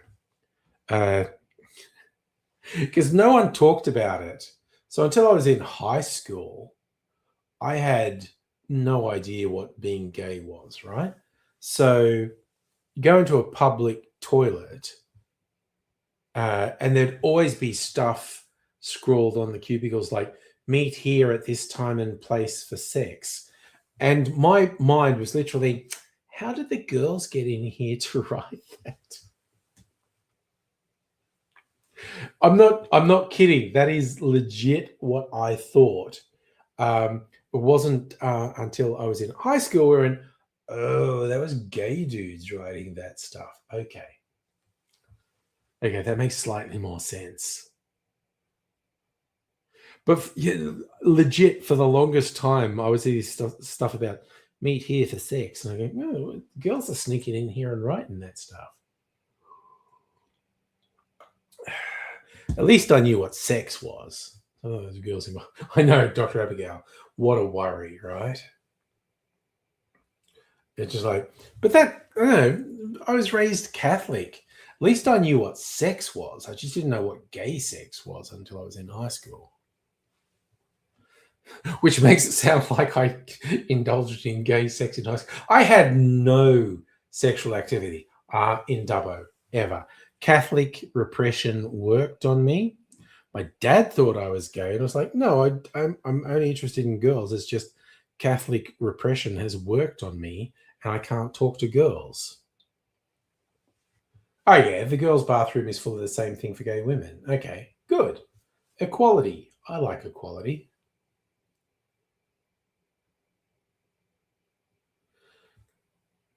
Kirsty, can't do Pendleton next week. Okay, I usually only do it on Friday nights. If you're not available this week, that's fine, Kirsty. I'm so happy to welcome you into our little group of fucking loonies. I don't know. We're the divergent bunch. The neurogender sexuality divergent bunch.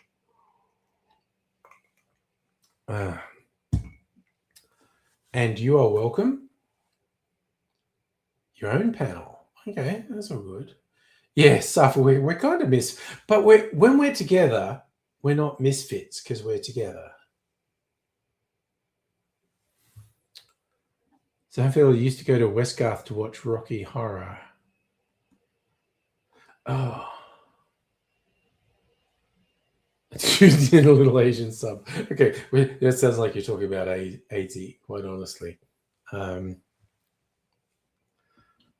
went to one midnight Rocky Horror show where there was a whole bunch of people who would do call and response stuff and act out at the front.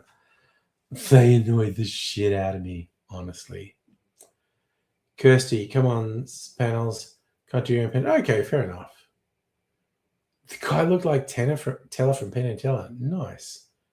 Sava, AZ just had lots of sex. I don't think AZ differentiate between gay, queer, and straight sex. He just had lots of sex. Penn is the one who talks. Gillette is the one who didn't. No, wait. Teller is the one who didn't. Penn Gillette. The Penn was Penn Gillette. He's the one who talks. Teller is the one who didn't talk.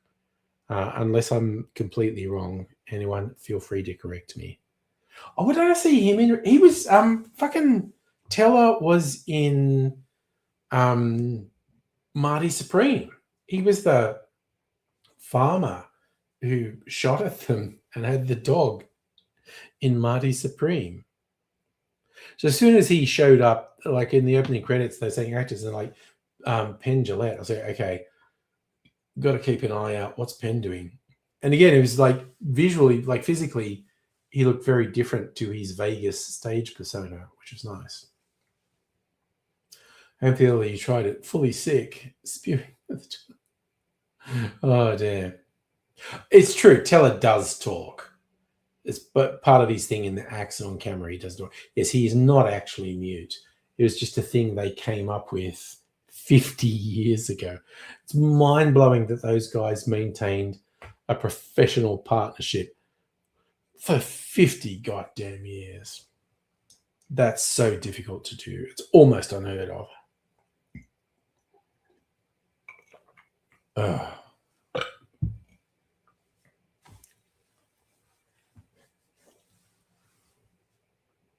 But, you know, I'm also a big fan of people who do stuff like that, do performance. Yeah, having seen various videos of various shows Penn and Teller had in Vegas, I think one of my favorites was most of the audience had been let in, and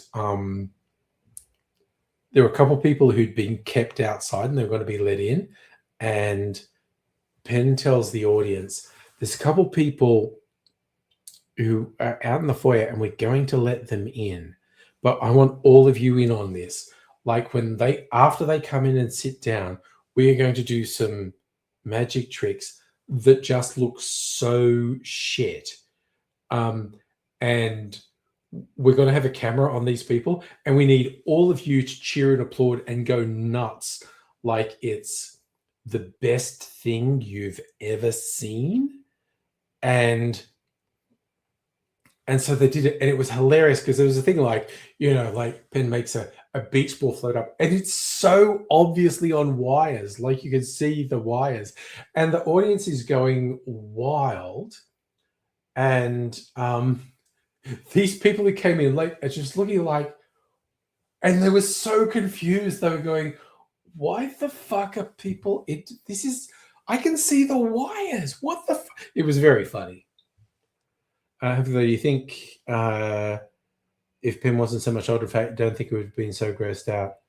18, experimenting with rocky horror. Yeah, Penn and Teller heaps of stuff.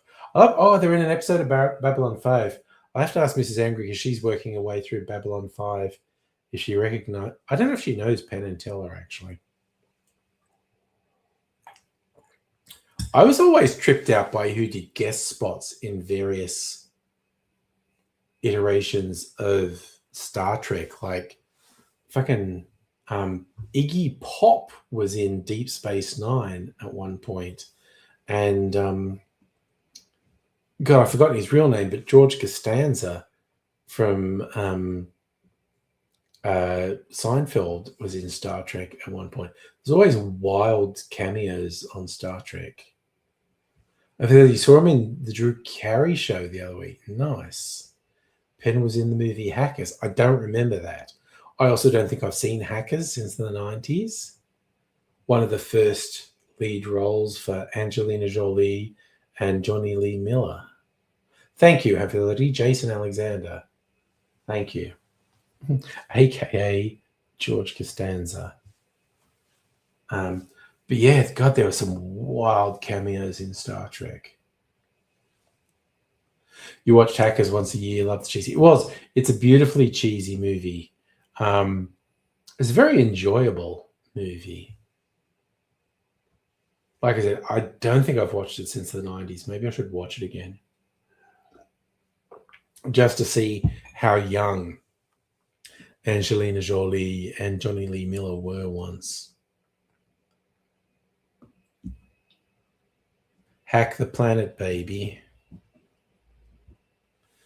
Yeah, it's a lot of fun. Oh, okay, looks good in 4K. There you go. I mean, honestly, a lot of the stuff they were doing with computers in that was actually considerably more realistic than was in a lot of other movies, even though they were being really cheesy. You see her boob for a quarter of a second. It's like, speaking of hacker movies, like Halle Berry in Swordfish, where fucking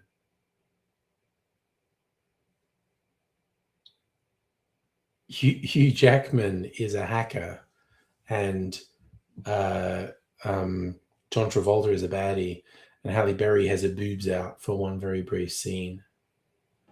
Dr. Obi, I finished Battlestar Galactica rewatch. Oh yeah, It's fucking great. No, okay. So Angelina Jolie, not boobs, one boob. Halle Berry is two boobs in Swordfish.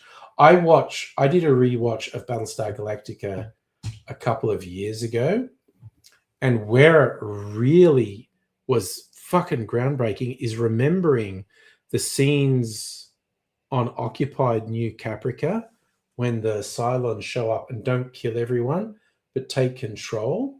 And you've got the good guys being the insurgents doing asymmetrical warfare, doing suicide bombings. And that was when the US was invading Iraq.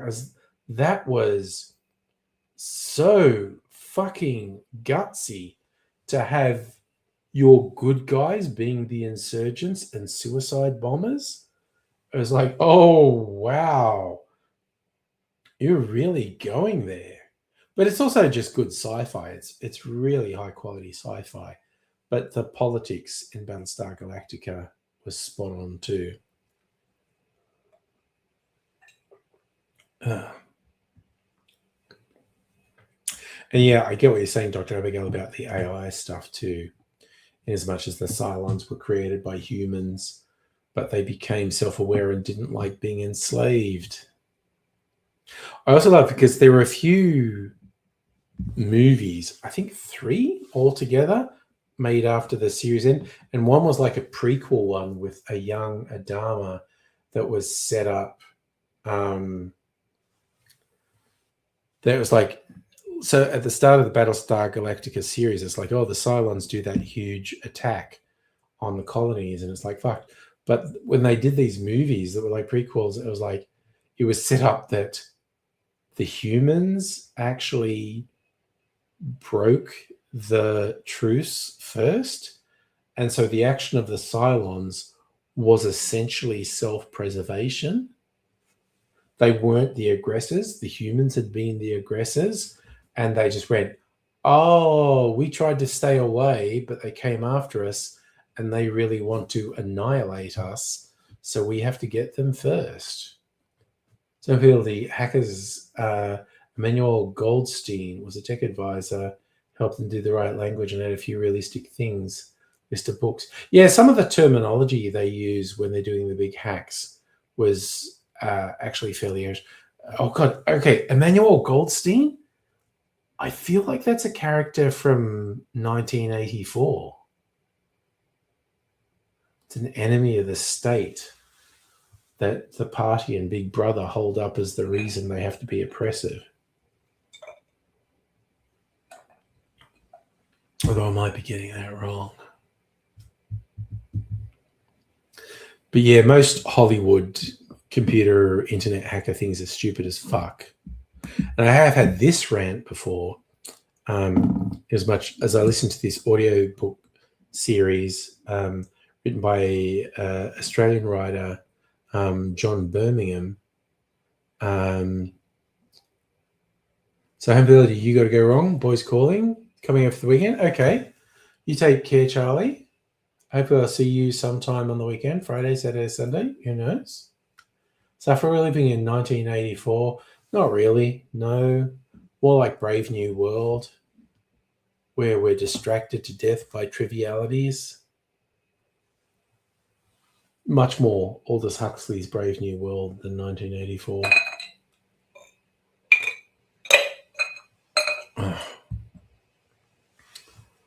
So that's me being an intellectual, by the way, because Brave New World is somewhat lesser known than 1984.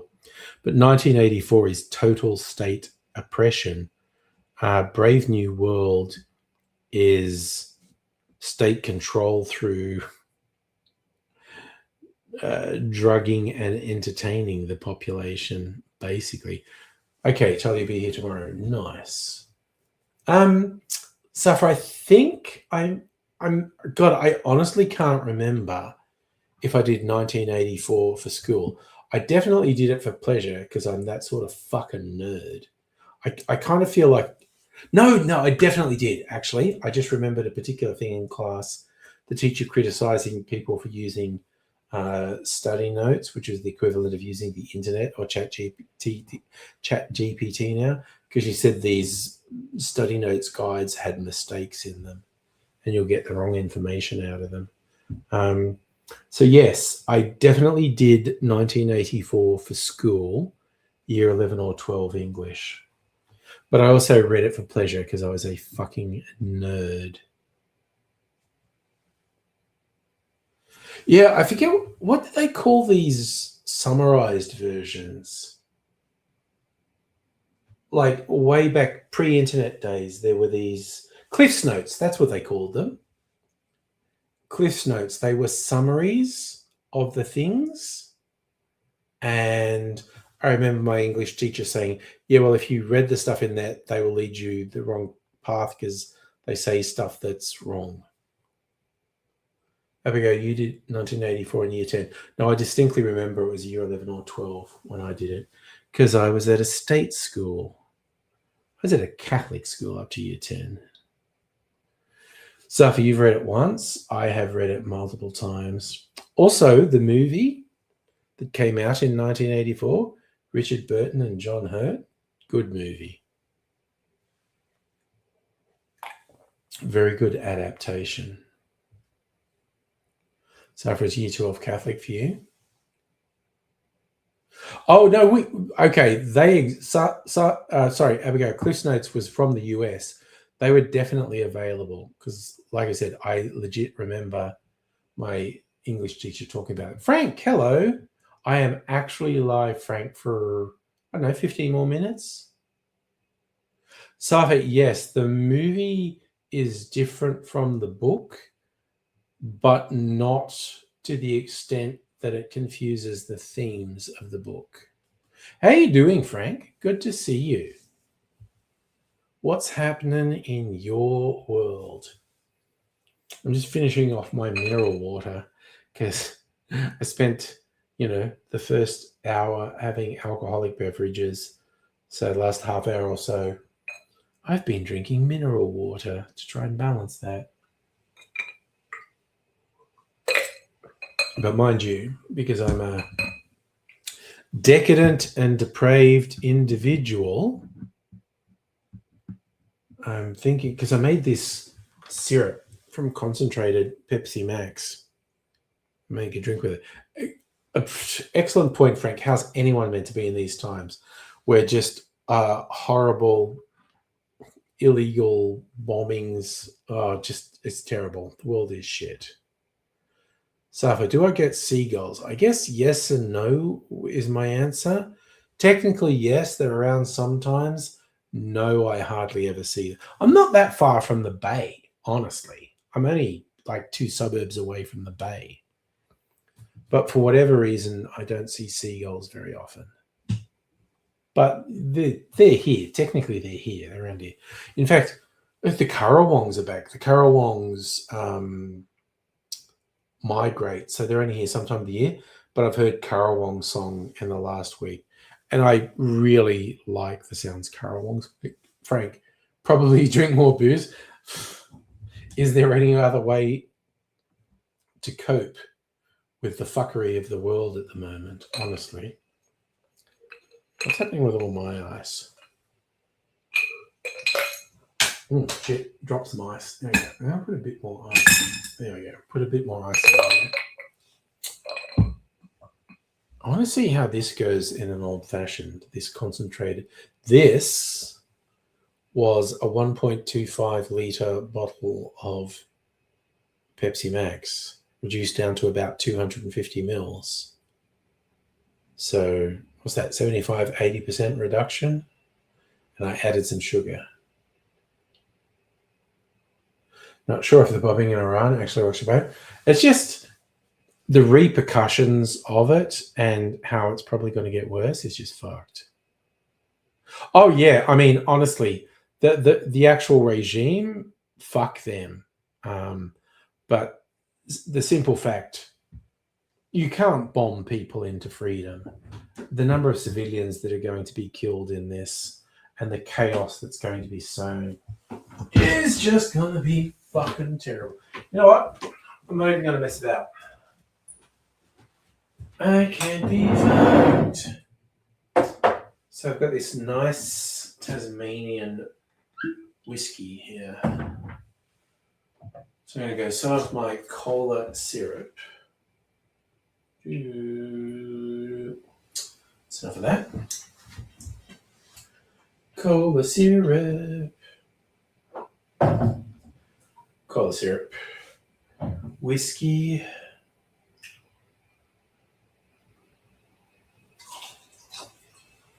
There we go. Whiskey. And we come around here and get some bitters. I actually probably should have done a half-size one. It's probably a bit irresponsible to have a full-size one this late at night. Oh, yeah, no, Frank. I know some lefties said things that sound like they're defending the Islamic Caliphate as like, no, fuck those guys. But I'm just concerned about the number of civilians that are killed in this sort of bombing. Suffer, it's pouring rain in the Gold Coast. Okay. Mixy. With a little desperation after a set. Oh yeah, look, I absolutely, Frank. I think 100%. We can't understand what it would be like there in Iran. The level of oppression is just fucking bullshit.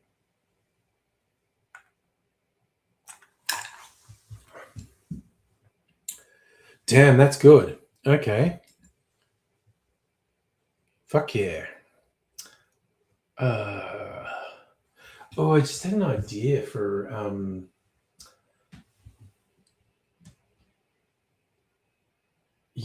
drink called a Cuba Libre, which is rum and cola and lime juice. Maybe a concentrated version of this. Rum, my cola syrup and lime juice. Shake it so it's a low ball Cuba Libre. Kirsty. Oh, you should see them on screen. Kirsty, you won't see Frank's comments on YouTube because he's on Facebook, but you should see them on screen because they're coming up on screen because I'm using the StreamYard feature.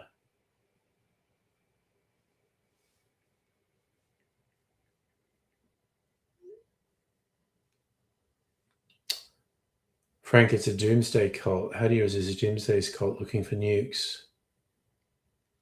I mean,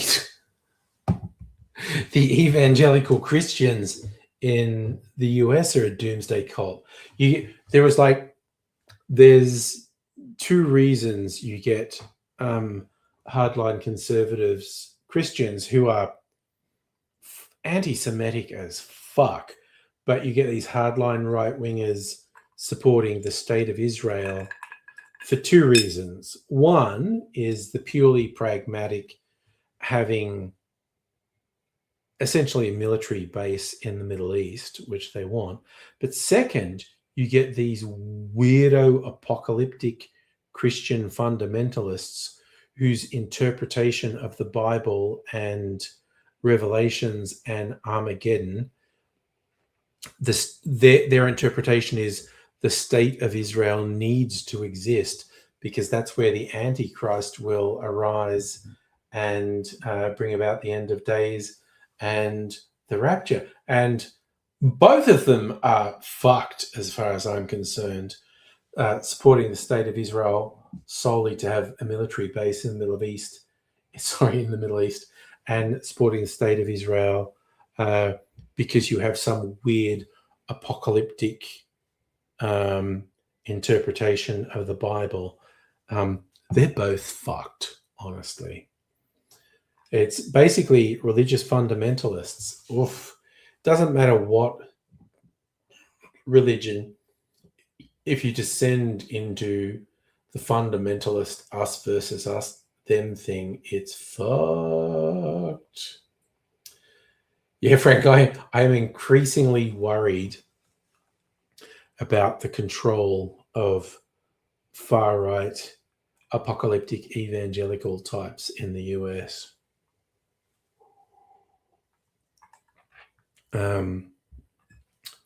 But the world is a complex place, and I don't know what's going to happen.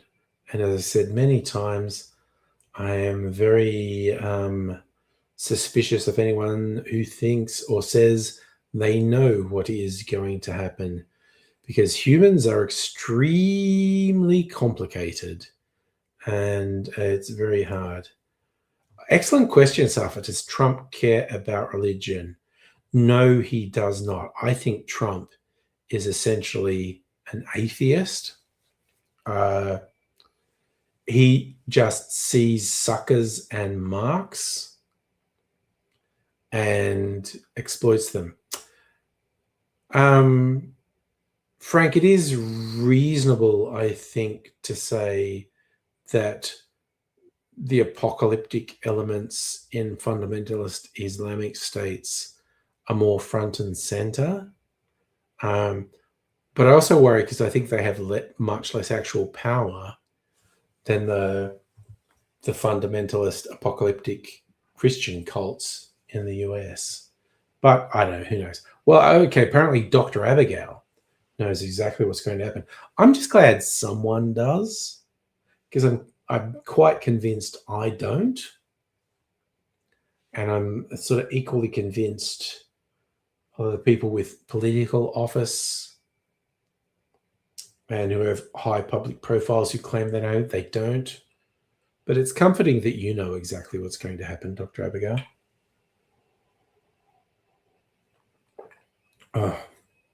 Oh, incidentally, have you looked at that hard drive I left with you at all? It's not a high priority thing or anything, but I'm just intrigued if you've discovered anything. So, Frank, the perverse convergence of communists and Islamists, Bertrand Russell pointed out in 1920. Well, because at various points in history, you could interpret them as being in opposition to the fairly extreme abuse of power, you know, from the capitalist West, Europe and the US in particular. But people have regularly made mistakes. Like there's that old saying, the enemy of my enemy is my friend. That regularly is not true. Oh, yeah. Yeah, Dr. Abigail, no rush. That was literally just a frivolous question. Yeah, if you get a chance to look at it the weekend or fucking, you know, any time in the subsequent weeks, it's fine.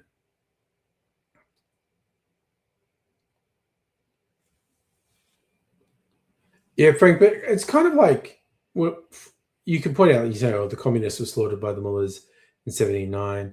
You can point out the various conflicts, like this. So the modern ideas of political schisms are really only about 150 years old. And you see the betrayals and the slaughters, and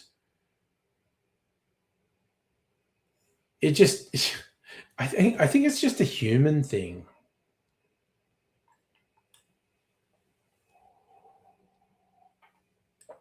It's like a lot of people wanted an alternative to what they saw as the exploitations and abuses of the capitalist classes, you know, in Europe and the Americas. And there were very real, gross and disgusting abuses and whatnot.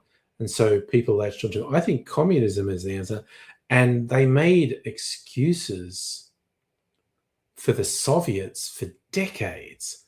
Like the Soviets did the worst fucking shit for decades. But it's just people saying like, I desperately need an alternative. So I will turn a blind eye to a bunch of abuses. And it obviously went too far with a lot of people. Yeah, you're absolutely right. You still get, I love the term tankies, which I've always taken to mean that the people who were so opposed to the capitalist oppression in Western Europe and the Americas, they would excuse any excesses of the Soviets. So when the Soviets rolled the tanks into the various Eastern European countries and took them over, they defended them. I'm not 100% sure that's where the term tanky comes from. That's how I've always understood it. It's like, oh, yeah, they supported the Chinese Communist Party rolling tanks into Tiananmen Square over the protesters because the protesters were counter-revolutionary CIA plants. It's like when you defend the excesses of the communists because they're not the people you're opposed to. Safa, sorry. Oh, well, you're going to get so upset, Dr. Abigail, that I just said Safa. I do have the internet. Okay, before I go to sleep, why are people called tankies? For hardline communist, authoritarian leftists who defend, justify, deny the violent actions Soviet, Chinese, and other Marxist-Leninist regimes. It originated within the Communist Party of Britain to describe members who support Soviets. Say exactly what I thought. Supported the Soviets using tanks to crush the uprisings in Hungary and Czechoslovakia. I was explicitly right. It was defending the Soviets rolling tanks into various parts of Eastern Europe. I was right. I'm going to bed. I was right on the internet. Although I am going to eat my cherries before I go to bed. They slipped off my skewer. Thanks, Frank. I am shallow and need validation. Oh my God, these cherries are all the validation I need. They're so fucking yummy. All right. It is true, Abigail. I don't have a banner for being right on the internet. I only have one for when I'm wrong on the internet. Because let's be real, I'm wrong on the internet more often than I'm right on the internet. So, good night, everybody. So, party night tomorrow night. See what happens. I'm also probably doing a stream on Saturday night. And probably doing a stream on Sunday night. Might go long because Monday's a public holiday. Yeah, I know, Dr. Abigail. I need to have the banner for being wrong because I'm just wrong more often. And yes, I am getting... I always light it up because I look at the stuff I want. Where is it on special? Is it on special at Coles or Woolies? Because I actually have in sort of suburbs in opposite directions. If the specials I want at Woolies, I go to this particular Woolies where there's a Woodfrog bakery outlet there where I can get the baguette. Or if it's at Coles, which is in the opposite direction, I go to that Coles that has a Woodfrog bakery next to it so I can get the baguette I want there. It's Coles this week. So where's Frank? Net means nice in English. So let's be into net. Thank you.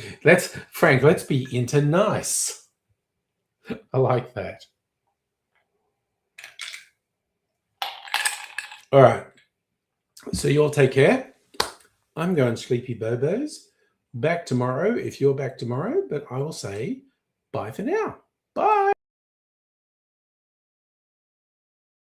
You are totally